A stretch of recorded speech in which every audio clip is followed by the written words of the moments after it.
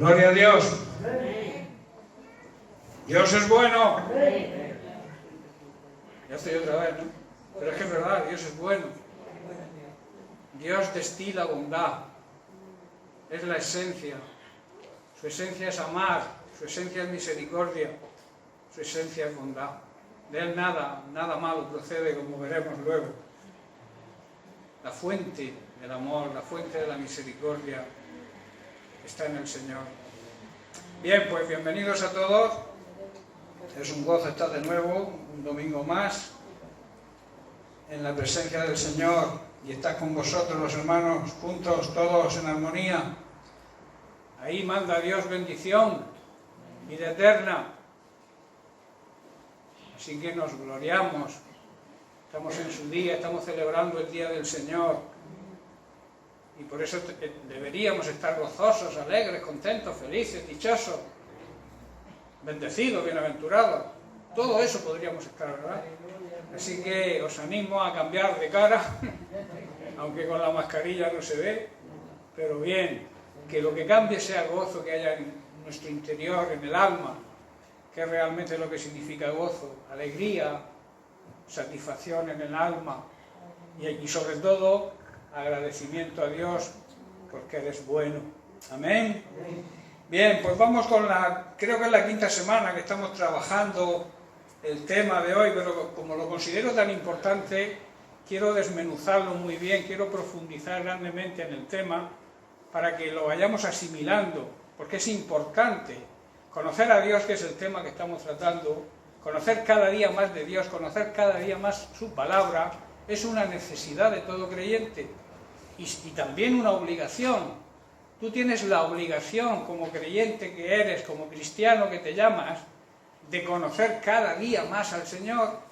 Y no hay otra forma de conocerlo que mediante la oración, mediante la intimidad, la relación de intimidad con Él.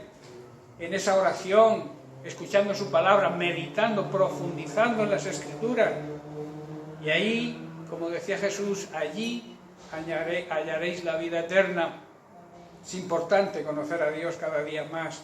Así que te animo a que busques cada día la presencia, ese tiempo de intimidad, ese tiempo de excelencia en la presencia de Dios que necesitamos para que Él nos pueda dirigir, podamos conocer lo que Él quiere que hagamos, podamos conocer su corazón y así poder amar lo que Él ama y hacer y desear lo que Él desea. Así que estábamos basando los estudios de este tema en la primera carta del apóstol Pablo a los tesalonicenses y decíamos que todas estas enseñanzas que vemos en esta carta son de aplicación para nosotros hoy. Es importante, la Biblia está llena de enseñanza para aquellos que quieran aprender. Claro, si tú tienes la Biblia como, digamos, un motivo decorativo en tu casa y no la abres, solamente la traes bajo el brazo los domingos y tampoco la abres porque te fías del pastor, ¿no? No te fías de nadie. Alguien dijo que el que confía en el hombre, ¿qué dijo?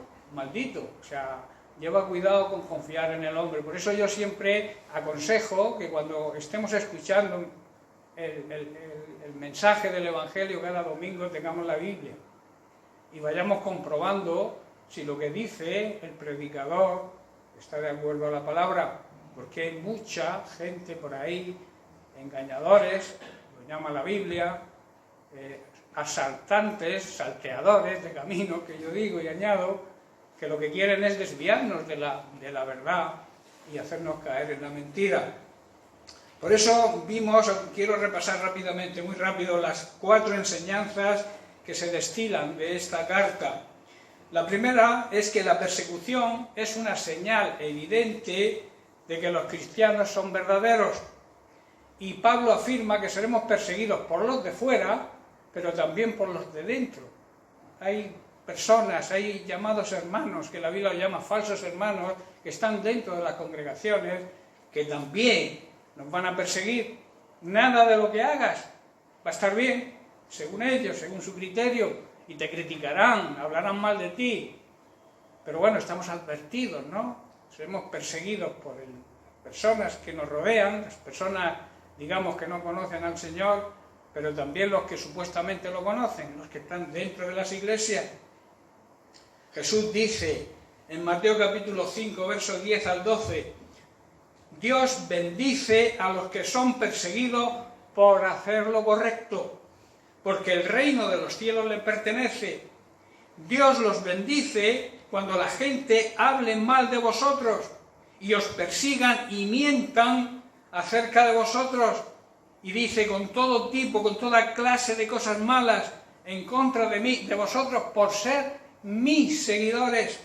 Y el verso 12 dice, alégrense, llénense de gozo, regocíjense cuando seáis perseguidos. Y recuerdan que tenéis una gran recompensa, hay un gran premio para aquellos que son perseguidos por hacer lo correcto. Claro, si son perseguidos por hacer algo que no está bien, atente a las consecuencias. La Biblia te dice que serás dichoso, bienaventurado, feliz, bendecido cuando te persigan por hacer lo correcto, por ser seguidor de Jesucristo y seguidor verdadero, como Él lo dice. Y luego dice, recuerden que a los antiguos profetas los persiguieron de la misma manera. En segundo lugar, también Pablo aquí, en esta carta, nos da una exhortación, una instrucción a vivir una vida en santidad, porque cuando venga el Señor, la iglesia que viva en santidad, el creyente que viva en santidad, es el que verá al Señor. Y yo añadía en la predicación de domingos anteriores que al Señor lo podemos ver ya ahora, pero para poder ver al Señor actuando en nuestra vida ahora, es necesario que vivamos en santidad. Si tú quieres que tus problemas sean resueltos, si tú quieres que el Señor ponga tu mano y puedas ver cómo actúa en tu vida, tienes que vivir en santidad. Y luego, cuando Él venga, nos podremos ir con Él y reinaremos con Él sobre la tierra en el milenio. Por eso es importante entender esto, que para poder ver al Señor se necesita vivir en santidad.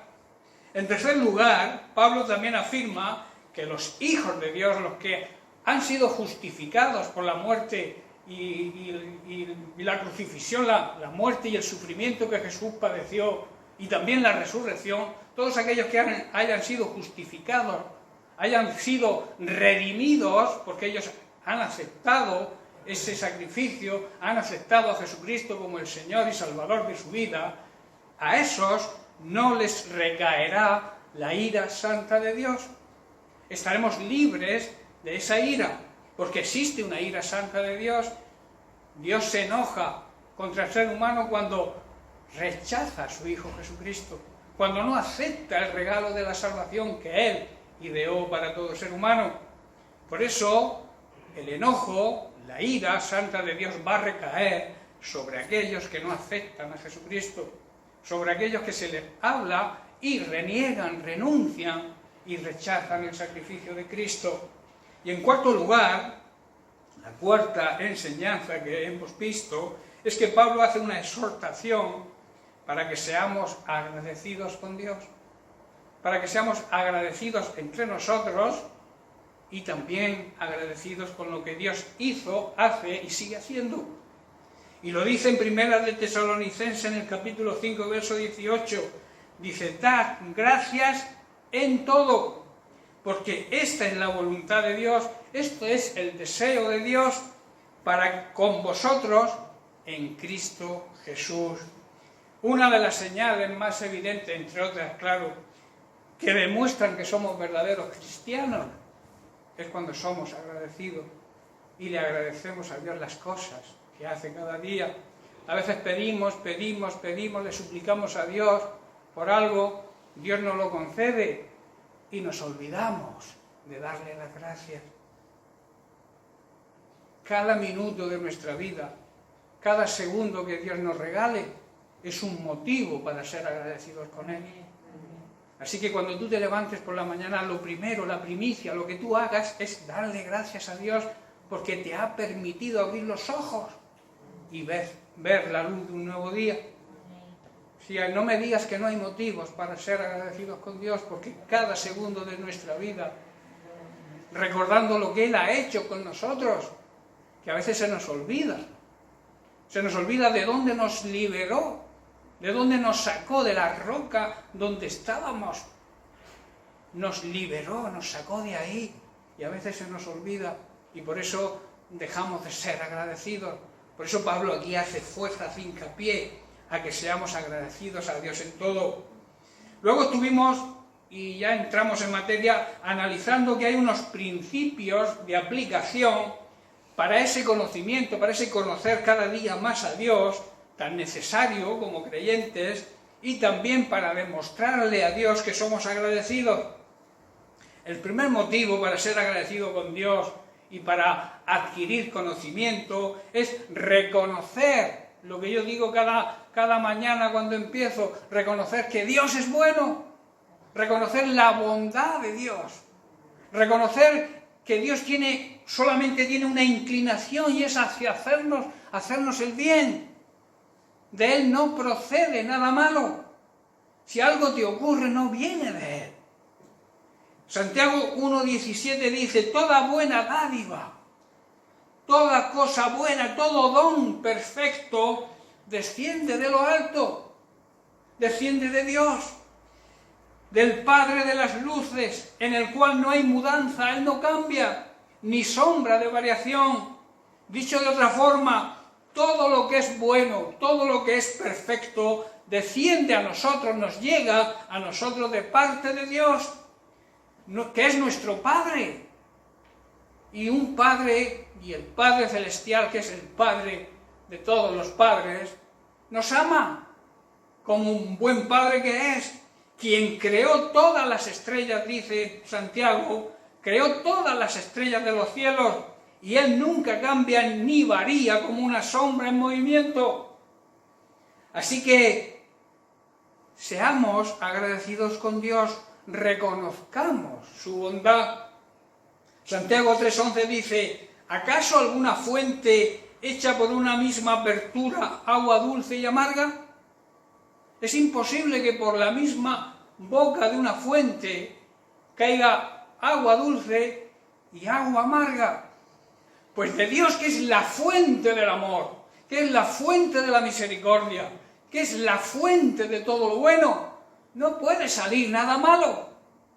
Entendámonos, no culpemos a Dios de lo que nos pase mal, porque de Dios no viene nada malo. Dios, claro, permite que a veces ocurran cosas en nuestra vida, en nuestra existencia, en nuestra vida cotidiana, pero es para que las utilicemos como oportunidades de demostrar lo que realmente creemos, que somos creyentes, y cuando atravesamos una circunstancia adversa, estamos demostrándole al mundo con nuestra conducta, con nuestra actitud, la fe en quien creemos.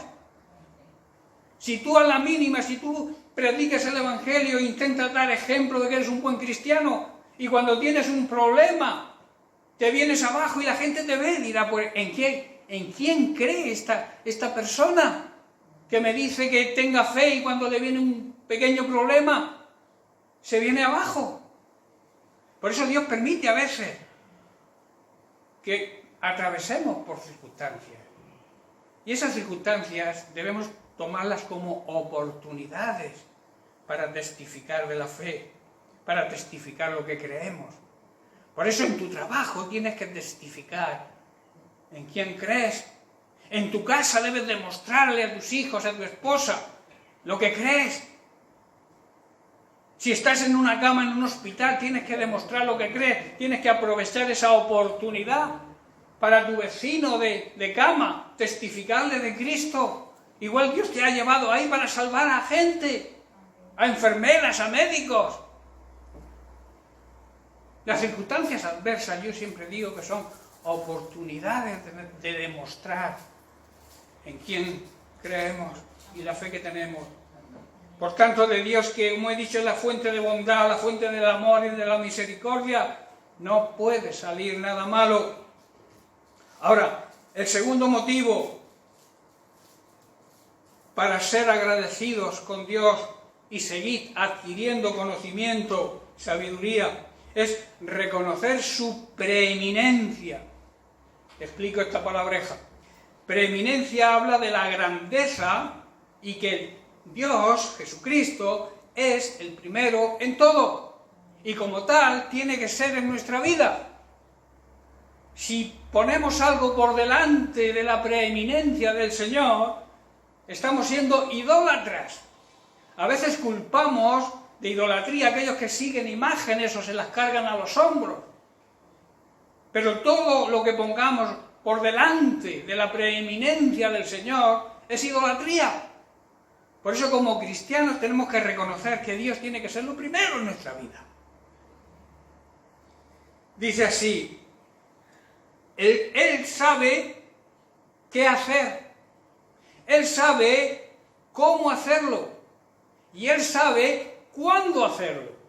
Por eso tenemos que depositar en Él toda nuestra confianza y esperar y darle las primicias, darle la prioridad a Él para que Él actúe en el momento que Él lo decida, que siempre será el momento oportuno.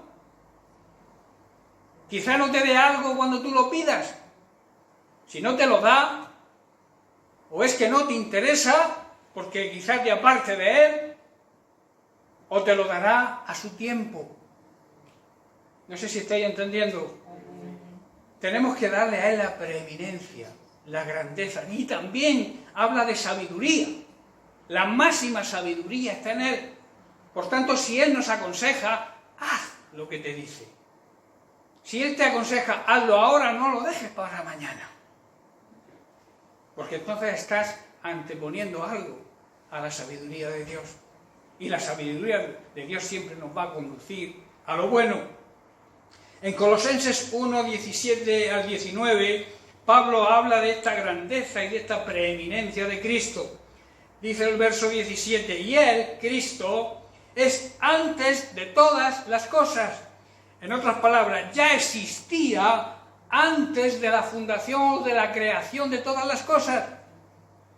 Jesucristo, Cristo como Hijo, la segunda persona de la Trinidad, ya existía antes de la fundación del universo.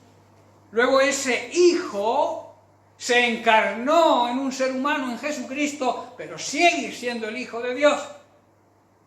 Y por eso tiene toda la preeminencia.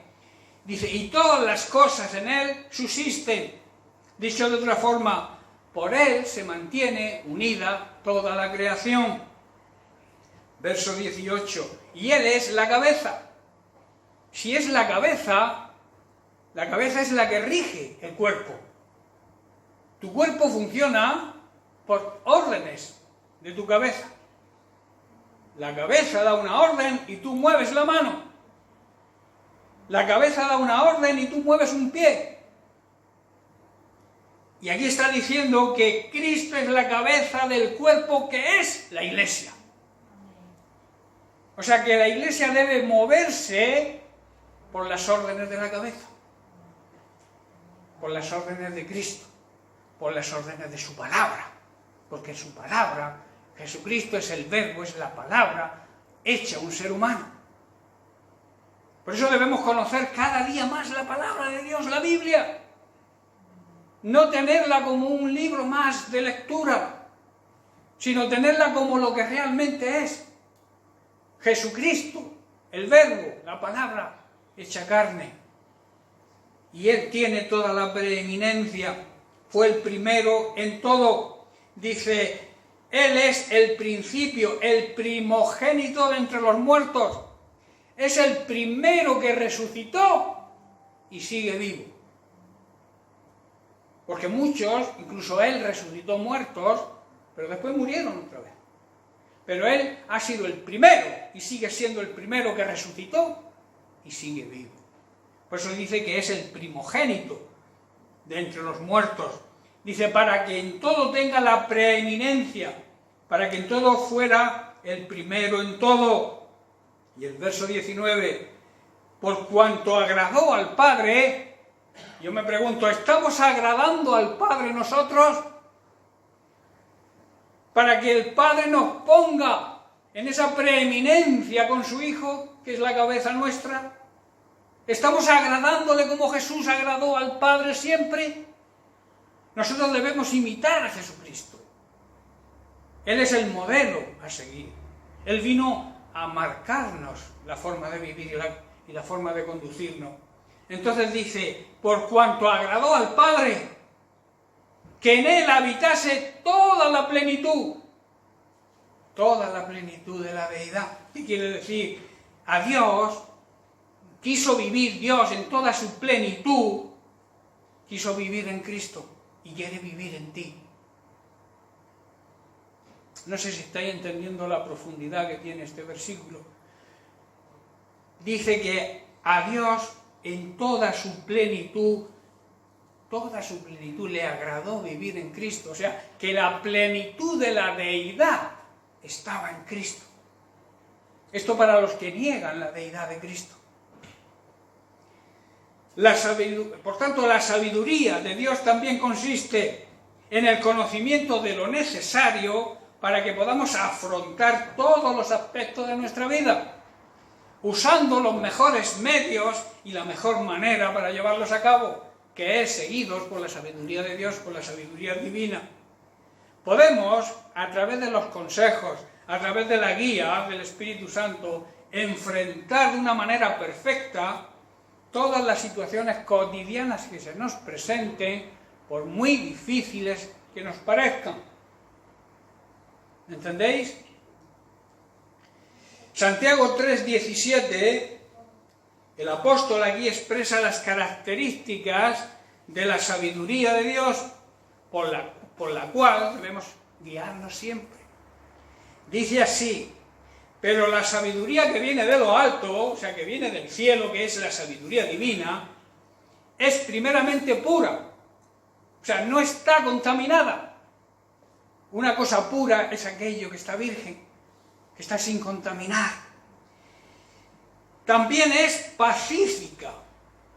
¿Qué quiere decir? La sabiduría de Dios, los consejos de Dios nos van a transmitir paz. Cuando tengas que tomar una decisión y no sientas la paz interior que es necesaria, piénsate en la decisión que vas a tomar, porque igual no es la correcta. Pero si sientes la paz interior, que es la que da la sabiduría de Dios, la sabiduría divina, entonces actúa. Es una regla que deberíamos seguir y no precipitarnos al tomar decisiones. Es decir, la decisión que voy a tomar es la que quiere Dios, es la que desea Dios, es la voluntad de Dios o es la decisión que yo quiero tomar. Muchas veces y a mí me llama mucho la atención. Algunas personas me llaman y me dicen, pastor, he hecho esto, ¿qué le parece? Digo, pues ya nada, porque ya lo has hecho, y si me parece mal, ¿qué? ¿Lo vas a deshacer? Es la forma de actuar. Queremos actuar a nuestra manera y que luego nos den el parabién. Que luego Dios diga, sí, hijo, está muy bien, pero no has consultado con Él, has hecho lo que a ti te ha dado la gana. Y luego quieres que Dios bendiga esa decisión que has tomado. Y lo que suele pasar es que fracasamos. Y las decisiones que tomamos sin la guía, sin la sabiduría de lo alto,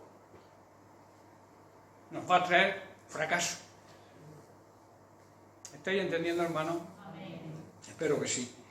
También transmite la palabra, la sabiduría de Dios es benigna. O sea, no hace daño, no perjudica a nadie. Tampoco es desagradable. La palabra de Dios, la sabiduría de Dios es amable, que quiere decir agradable. Una persona desagradable, ¿alguien quiere hablar con ella? En cambio, si la persona te agrada, pues hablas con ella. Pues la palabra de Dios es así, es agradable. No la menosprecies, sino colabora con ella para que el propósito de Dios en tu vida se cumpla y las decisiones que tomas sean acertadas. También dice que está llena de misericordia. La sabiduría de Dios se pone en nuestro lugar. Jesús pasó por todo lo que tú puedas estar pasando o vayas a pasar o hayas pasado. En Entonces aprende de Jesús. Y por último dice que da fruto. O sea, produce buenos resultados. Cuando nos dejamos guiar por la sabiduría de Dios, los resultados son buenos. Meteros eso en la cabeza. Cuando seguimos la instrucción de Dios, las consecuencias son buenas. No pretendas que las consecuencias sean buenas cuando tú has tomado tu decisión que no está de acuerdo a lo que Dios quería que decidieras. ¿Estamos de acuerdo? ¿Me seguís? Me hago entender, como decía un predicador amigo mío, que miraba a la gente y cuando los veía todos serios y no reaccionaban, dice, ¿estamos vivos? ¿Me hago entender? Y luego añade, la sabiduría no tiene hipocresía, es la verdad, no es apariencia y tampoco hay incertidumbre en ella. No hay duda cuando tomamos la decisión de seguir la voluntad de Dios. Vamos con el tercer motivo para crecer en el conocimiento de Dios y también ser agradecido, que es confiar plenamente en su palabra, depositar toda nuestra confianza, que no quede un ápice fuera, que toda nuestra confianza la depositemos en Dios y en su palabra. Confiar en la palabra de Dios es el medio más grande y más importante de crecimiento y de fortaleza y de conocer su voluntad, su carácter y lo perfecto que es Dios. No hay otra manera sino depositar toda nuestra confianza. Cuando hay duda, cuando no depositamos toda nuestra fe y toda nuestra confianza en Dios, nos alejamos. Estamos lejos de lo que Dios quiere. Confía en Él y Él hará. Deposita tu confianza, como dice David, que vamos a leer ahora. Toda tu vida ponla en sus manos y despreocúpate. Eso nos transmite seguridad. Eso nos transmite una garantía, ¿verdad? Cuando compramos algo siempre queremos una garantía y cuanto más larga mejor por si se rompe, ¿no? Compras una batería para el coche, un electrodoméstico y el que te da más garantía es el que... Hermanos, en Dios, en la palabra de Dios tenemos la máxima garantía que podamos tener para que las cosas funcionen bien en nuestra vida. Primera de Juan capítulo 5, verso 14. Dice, y esta es la confianza que tenemos, ¿en quién? En Él, en Jesucristo, que si pedimos alguna cosa conforme a su voluntad, Él nos oye. O sea, Él nos presta atención. ¿Qué pasa cuando pedimos algo que no está en la voluntad de Dios? Que Él no nos escucha, no nos oye, no nos interesa que nos oiga porque estamos pidiendo algo que quizás nos va a destruir. Por eso debemos buscar la voluntad de Dios. Verso 15, y añade, y si sabemos, o sea, si tenemos la seguridad que Él nos oye, en cualquier cosa que pidamos sabemos, estamos convencidos y seguros que tenemos las peticiones que hayamos hecho. Qué clara es la palabra de Dios. Cuando tú profundizas, cuando tú meditas en la palabra de Dios, te das cuenta de la sabiduría que hay. Te das cuenta del conocimiento que se adquiere cuando no la leemos de rutina, sino que profundizamos en ella, meditamos, escudriñamos la palabra y adquirimos conocimiento. ¿Conocimiento de quién? Conocimiento de Dios. Porque conocer su palabra es conocer a Dios. Conocer a Jesucristo es conocer a Dios.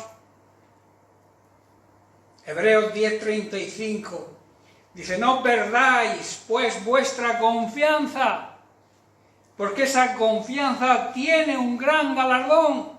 O sea, debéis tener en cuenta que esto tiene una gran recompensa. El depositar nuestra confianza en Dios nos trae un premio, nos trae una recompensa, que es tener la garantía de que Dios responde. En el Salmo 37, como he dicho antes, David declara en el verso 3, confía en el Señor y haz el bien. Dos cosas importantes, confianza y hacer lo correcto. Entonces, cuando confiamos en Él y hacemos lo bueno, dice, habitarás en la tierra y te alimentarás de la verdad. ¿Quién es la verdad? ¿Quién dijo que era la verdad y la verdad absoluta? Jesucristo. Qué bueno que entendiéramos esto. Y el verso 4 dice, deleítate, disfruta a sí mismo en el Señor. Cuando disfrutamos en Él, cuando disfrutamos en su presencia, mirad qué ocurre. Él te concederá las peticiones de tu corazón. ¿Cuánto tiempo hace que no has disfrutado en la presencia de Dios? Cuéntame. Los estrés que llevamos en esta vida, el trabajo, la familia, los niños, la comida, tantas cosas que hay que nos quitan esos momentos de calidad en la presencia de Dios, esos momentos de deleitarnos, de disfrutar de su presencia. Quien sale perdiendo somos nosotros. Pero siempre buscamos justificación a todo. Dios, como comenté en un pasaje, o sea, en un comentario que hice hace una semana, de Dios es el tiempo. Él lo controla todo. Démosle a Él lo que le corresponde. ¿Sabéis que no darle a Dios lo que merece es una injusticia? ¿Y sabéis que una injusticia es un pecado? O sea, no darle a Dios lo que Él se merece, la prioridad, la preeminencia que Él se merece, es pecado. Porque estamos cometiendo una injusticia con Dios. Por tanto, hermano, disfruta de una buena intimidad con el Señor. Disfruta de esos momentos de calidad con Él. Y Él te va a conceder los deseos que haya en tu corazón. Pon en sus manos todo lo que haces o todo lo que quieres hacer, deposítalo en sus manos. Confía en Él, descánsate en paz. Y Él te va a ayudar. Tremenda promesa, ¿verdad? Pero qué pocos la ponen en práctica. Qué pocos disfrutamos de esa tremenda promesa de descansar en el Señor, de depositar toda nuestra fe, toda nuestra confianza, toda nuestra vida, todas nuestras decisiones, que las tome Él. Eso nos descarga a nosotros de una gran responsabilidad. A veces vamos afanados por tomar decisiones, por hacer esto, aquello, para allá, para acá. Y no descansamos en las promesas de Dios que están en la Biblia. Confía en Él, deposita en Él tu vida, tus cargas, tus problemas, tus circunstancias, déjalas en sus manos, descárgate tú. Dice, venid a mí. Cada vez que entramos por la puerta podemos leerlo ahí fuera, ¿no? Venid a mí, todos los que estéis cargados, agobiados, estresados. ¿Que yo qué? Os daré descanso. Otra de las promesas que no hacemos, que no recibimos porque no hacemos nuestra parte, que es ir a Él, ir a buscar la intimidad con Él. Venid a mí, es un consejo, pero también es una orden a todo creyente. Venid, está, si lo veis en la Biblia, está en imperativo, acaba en D, o sea, es una orden. Venid a mí, si queréis descansar. La confianza, hermanos, y la fe nos hará crecer y nos dará fuerza y seguridad, y como consecuencia se adquiere conocimiento y seremos agradecidos. En 1 de Pedro capítulo 2 verso 1 y 2 leemos, desechando. ¿Qué significa desechar? ¿Qué hacéis vosotros todas las noches con la basura? Cerréis la bolsa y al contenedor. Eso es desechar. Y dice, desecha, tira a la basura pues toda malicia. Malicia es la inclinación hacia lo malo. Todo engaño, tíralo a la basura. Todo tipo de mentira que hoy abundan. Deporte nacional, mentir, todo el mundo miente. Avivamiento. Aviva y miento. Hipocresía, tírala a la basura. No quieres aparentar lo que no eres. Si no eres como Dios manda, como se suele decir, pídele perdón a Dios, arrepiéntete y deja de ser hipócrita. No quieras aparentar aquello que no eres. Tira a la basura toda envidia. La envidia es muy peligrosa y lamentablemente también existe la envidia espiritual. El ver cómo otros progresan en los caminos del Señor y tú te vas quedando atrás. No porque Dios quiera que tú te quedes atrás, sino porque no has tomado las decisiones correctas para seguir adelante. Y entonces, ¿qué ocurre? Que culpas a Dios de tu poco avance y le tienes envidia al hermano que llegó prácticamente anteayer a los pies de Cristo y ya te ha echado adelante. Peligrosa esa envidia que debe salir del cuerpo de Cristo, de la Iglesia. También toda detracción, échala a la basura. Una detracción es una calumnia, es denigrar, quitarle el lustre a una persona, quitarle la honra, calumniarla, injuriarla. Todo eso déjalo, arrójalo a la basura. Y luego en el verso 2 dice, desear, anhelar, como niños recién nacidos, la leche espiritual sin adulterar, la palabra de Dios sin contaminar, sin torcer, para que por ella crezcáis para salvación.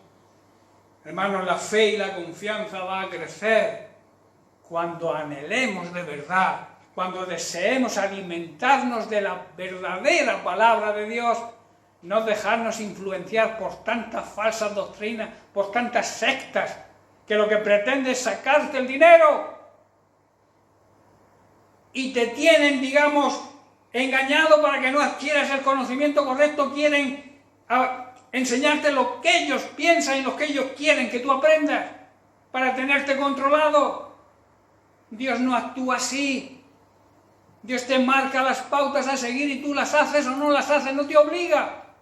Cualquier persona, ser humano que te obligue a hacer algo, lo que pretende es manipularte. La palabra de Dios no manipula a nadie. La palabra de Dios es la verdad. La palabra de Dios es la doctrina que enseñó Jesucristo a sus apóstoles y que ha sido transmitida a lo largo de los siglos. Y muchos la han desviado, la han contaminado para llevar a la perdición a la gente. Y como la gente hoy en día busca la comodidad, que te manipulen, que te dejen llevar, y tú dices, yo sigo a este y punto, a quien debes seguir es a Jesucristo. A quien debes seguir es a su palabra. Y a los que enseñan y predican la verdadera palabra de Dios, a eso sigue, como Pablo decía, seguidme a mí, imitadme a mí, porque yo imito a Cristo. Todo aquel que no siga a Cristo no tienes por qué seguirlo. Te va a confundir y te va a llevar a la destrucción. ¿Me hago entender? Efesios capítulo 3, versículos 16 al 19. Dice, para que os dé conforme a las riquezas de su gloria, el ser fortalecidos con el poder en el hombre interior, lo más importante, en nuestro espíritu, por medio de su espíritu, para que habite Cristo por la fe en vuestros corazones, a fin de que, arraigados, echando raíces y cimentados en amor, seáis plenamente capaces de comprender, de entender, con todos los demás santos, con toda la congregación, cuál es la anchura, la longitud, la profundidad y la altura. Y el verso 19, y de conocer. Conocer significa tener intimidad con Dios, tener intimidad con su palabra, y así conocer el amor de Cristo, que sobrepasa, que está por encima de todo conocimiento humano. Y dice, para que seáis llenos de toda la plenitud de Dios. No a medias, sino plena, que Dios habite en tu vida totalmente. Y eso se lo hace a través de Jesucristo. Aquí podemos decirlo o analizarlo, decirlo de otra forma.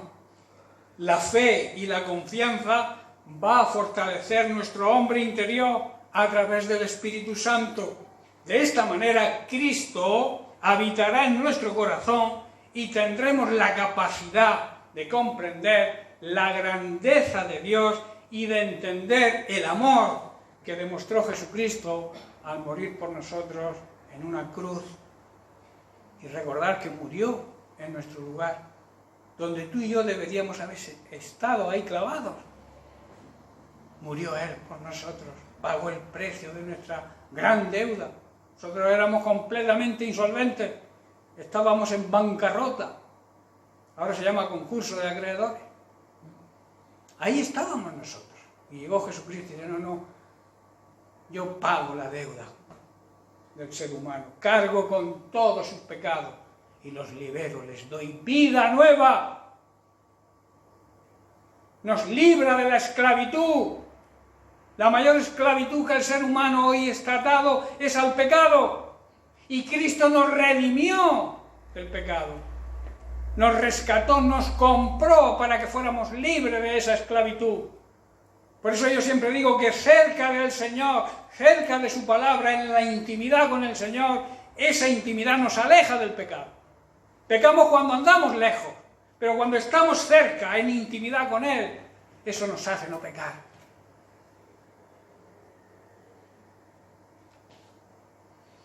La confianza, hermanos, y la fe, pero la fe plena en el Señor, a través de la cual vamos a recibir crecimiento espiritual, vamos a recibir fuerza y fortaleza para superar cualquier problema, y eso nos va a empujar a desear ardientemente tener conocimiento de su palabra, y aprovecharemos cualquier circunstancia, cualquier momento del día, para irnos a la fuente de la sabiduría, para irnos a buscar los consejos que hay en la palabra de Dios. En Isaías 5:3, Dios hablando por boca del profeta dice, por tanto, mi pueblo fue llevado cautivo porque no tuvo conocimiento. En otras palabras, mi pueblo fue cautivo porque no se preocupó de tener una comunión de intimidad conmigo. Y en Oseas también lo dice, en el versículo 1 del verso 4 dice, oíd palabra del Señor, hijos de Israel, iglesia hoy de Jesucristo, porque el Señor contiende, o sea, se enfrenta con los moradores de la tierra, porque no hay verdad, ni misericordia, ni conocimiento de Dios en la tierra. Eso es lo que está ocurriendo hoy en la tierra, así le va a la sociedad que estamos viviendo. No conocen a Dios, ni quieren conocerlo. Y entonces les va como les va. Y dice que el Señor contiende, se enfrenta a todo esto. Y luego en el verso 6 dice, mi pueblo fue destruido porque le faltó comunión de intimidad conmigo. Le faltó tener una relación íntima conmigo para que yo les guíe y no sean destruidos. Hoy está ocurriendo lo mismo, hoy ocurre en el ser humano, ocurre lo mismo. El ser humano desecha el conocimiento, desecha conocer a Dios, desecha conocer a Jesucristo. Y ahí vemos la situación actual en que vive el ser humano que nos rodea. Y lamentablemente también viven muchos creyentes así. Que esa es la pena. Espiritualmente hablando ocurre lo mismo. Cuando no tenemos ese hambre, cuando no tenemos esa sed de la palabra de Dios, ese alimento espiritual, nos vamos secando, llegando muchas veces a perecer, llegando a morir espiritualmente.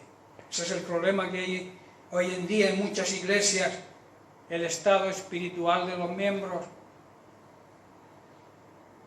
que se limitan a cuando pueden o cuando quieren o cuando les parece bien venir a la iglesia los domingos.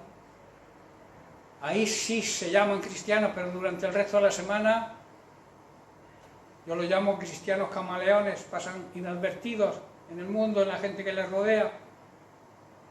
Tú tienes que ser y yo debemos ser cristianos de lunes a lunes y las 25 horas al día. He dicho 25 con recochineo, ¿no?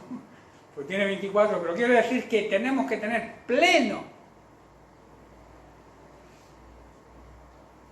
esa atención, ese querer, ese anhelar el conocimiento de Dios. Hay muchos creyentes que hoy dedican muy poco tiempo a adquirir conocimiento de Dios. Apenas leen y menos estudian, ni escudriñan las Escrituras, ni meditan en ellas. Simplemente a veces se limitan a leer unos versículos, a hacer un devocional, que a veces a los 5 minutos ni se acuerdan que han leído. Eso es liturgia, eso es religión. Y Dios quiere relación de intimidad, aunque sea poco tiempo, pero que tengas una buena relación de calidad con Él. Muchos, como he dicho, ni leen, ni estudian, ni meditan, tampoco oran. Oran lo justo, si es que oran. Los llamas a la oración de los martes y se presentan 3, 4. Claro, siempre hay cosas más importantes que hacer que clamar a Dios en unidad con la Iglesia. Siempre hay algo importante, es que también a la hora que la pongan, es lo mismo. Siempre hay una excusa. Una excusa es un pretexto que el ser humano utiliza para no hacer lo que tiene que hacer. Y de todo eso daremos cuenta a Dios un día. Porque Dios no te va a juzgar por lo que otros hagan, sino por lo que tú hagas. Por eso yo siempre digo que debemos arrepentirnos. Si queremos que las cosas cambien en nuestra vida, tenemos que cambiar nosotros la forma de actuar. Si lo que estamos haciendo no cambia la situación, vamos a hacer otra cosa, a ver si cambia. Si mis hijos siguen en el mundo, si no me llevo bien con mi esposo o con mi esposa, y estoy siguiendo una técnica que no me da resultado, cambia. Arrepiéntete, ve a la palabra de Dios, busca esa dirección que te va a dar el Espíritu Santo, esa dirección que encontramos cuando tú clamas a Dios, cuando tú te pongas a leer la palabra de Dios, le clames al Espíritu Santo que te revele cosas. Él te las va a revelar. ¿Qué padre, si su hijo le pide pan, le va a dar una piedra? Si tú le pides a tu padre dirección, ¿tú crees que no te la va a dar? Si los padres, a mí muchas veces mis hijos vienen a mi papá, tengo que tomar esta decisión, aún ya con 40 años o 45. Y el padre se pone así de ancho,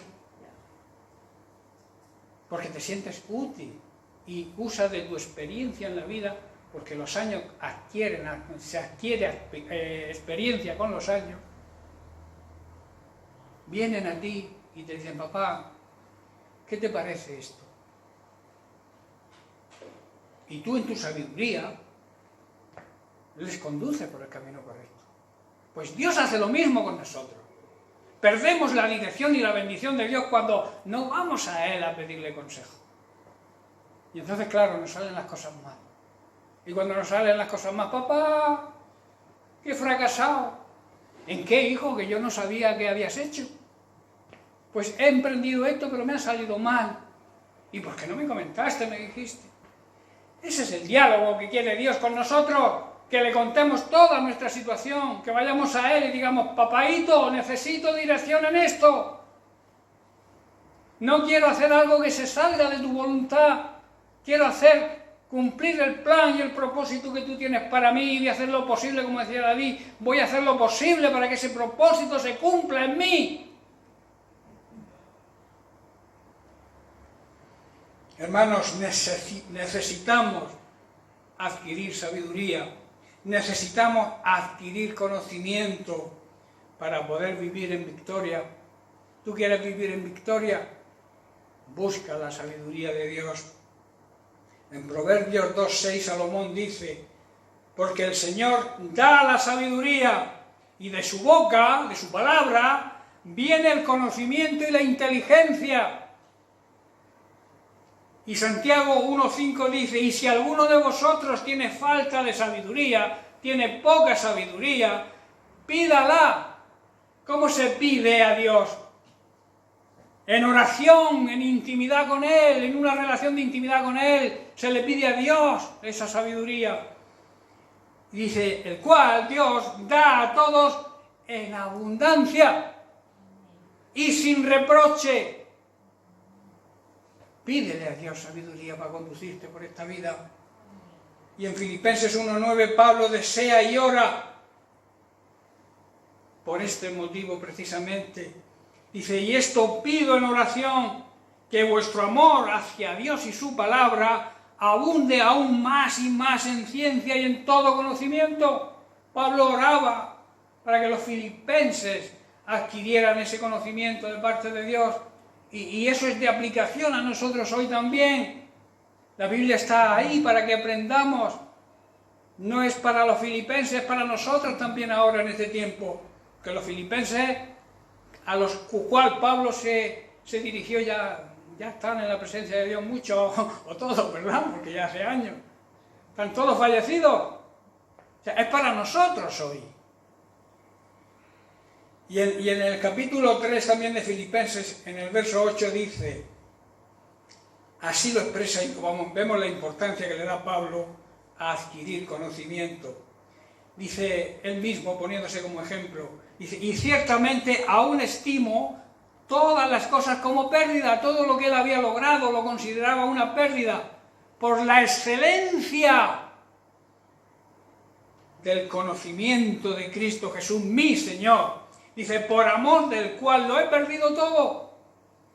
Y estaba tan feliz. Lo he perdido todo y lo tengo por basura. ¿Por qué? Para ganar a Cristo, que es la verdadera abundancia. Todo lo demás, el resto de cosas que ocupen tu corazón y no esté Cristo, Pablo dice que las consideraba basura. No sé tú lo que lo considerarás, pero lo importante, lo verdadero, lo puro, es ganar a Cristo. Y esto no se trata de un formulismo, no se trata de una religión, no se trata de liturgia, se trata de una excelencia en esa relación, que le demos la importancia que tiene el conocer cada día más su palabra. Y así no seremos engañados. Y tampoco se trata de conocer algo que hayamos aprendido en la escuela, en el colegio, sea un conocimiento mental de que Jesucristo vino hace 2000 años y yo lo sé porque lo he estudiado. No es ese conocimiento, es el conocimiento que se adquiere cuando conocemos a alguien de verdad. Tú conoces a tu esposa y ella te conoce a ti. Yo muchas veces con mi esposa voy a decir algo y dice, estaba pensando lo mismo. ¿Por qué? Porque estamos en un mismo sentir. Porque hay una cercanía, hay una intimidad. Y así nos pasará con Dios. Tendremos el mismo sentir que tiene Dios. Y cuando tomemos una decisión, sabremos cómo hacerla si tenemos esa intimidad con Dios, porque Dios nos va a guiar. Amén. Amén. Todo lo que el creyente necesita saber, todo lo que el creyente necesita entender y experimentar, todo se encuentra en la Biblia, en la palabra de Dios. Todo. Donde se encuentra toda la sabiduría y todo el conocimiento que Dios tiene para nosotros. Concluyo ya, estoy terminando. Hermanos, debemos ser agradecidos con Dios porque hay muchos motivos para ser agradecidos con Dios. Nos ha dejado la palabra escrita. Nos ha dejado el Espíritu Santo para que nos la revele. Nos ha dejado también, ha depositado en nosotros una medida de fe para que la cultivemos, la reguemos, la desarrollemos. Todos cuando nos convertimos, Dios pone una medida de fe con arreglo a nuestras cualidades. Y esa medida de fe tenemos que desarrollarla. Nos ha dado también un arma espiritual muy potente para derrotar al enemigo, que es la oración de intimidad con Él. Y luego también ha instituido los 5 ministerios, ha instituido al maestro, al pastor, al evangelista,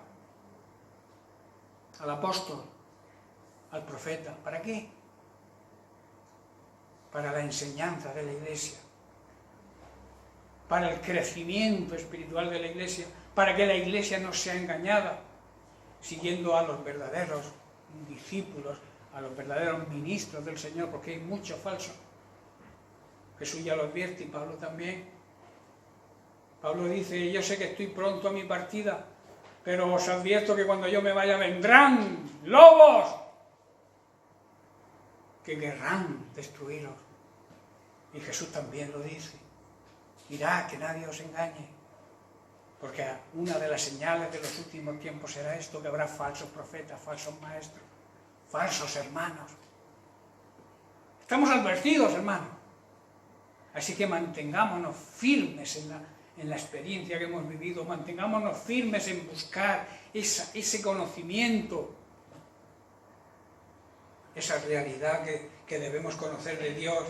Dios, hermanos, está con nosotros, sea lo que sea que nos sobrevenga, Dios nos ama, somos sus hijos, pero necesitamos conocerle cada día más y así poder entender su fidelidad, entender su misericordia, entender su amor y depositar nuestra fe y nuestra confianza en Él. Y así vamos a crecer espiritualmente, como individuos, como familia y también como iglesia. Mantengámonos firmes en la roca, hermanos, construyamos nuestra vida sobre la roca, que no es otra que Jesucristo. Concluyo ya y deciros, ya termino con hoy ya termino con este tema. Cualquiera que quiera tener este tema lo puede ver a través de YouTube o de Facebook o pedirme a mí las grabaciones para que se mantengan ahí, porque cuando se escucha otra vez parece que como que se aprende algo más. A mí me pasa, cuando escucho una predicación, la segunda vez la entiendo mejor que la primera, ¿verdad? Por eso es bueno que en vez de ver culebrones y en vez de estar atados a la caja tonta que yo llamo, al instrumento de Satanás que existe en todas las casas. Antes había una y pocas cadenas. Ahora hay una en cada habitación con 68 canales o más de 100 canales en cada una. El enemigo avanza, ¿verdad? Para distraernos, para quitarnos del propósito de Dios.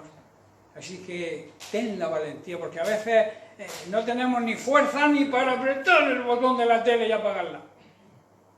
Nos falta esa fuerza. No, es que a ver si... Bueno, toma la decisión y apaga y busca la intimidad con el Señor para adquirir conocimiento y sabiduría tan necesaria. Y sobre todo en los tiempos que estamos viviendo, tiempos difíciles, ¿verdad? Tiempos muy difíciles, diría yo.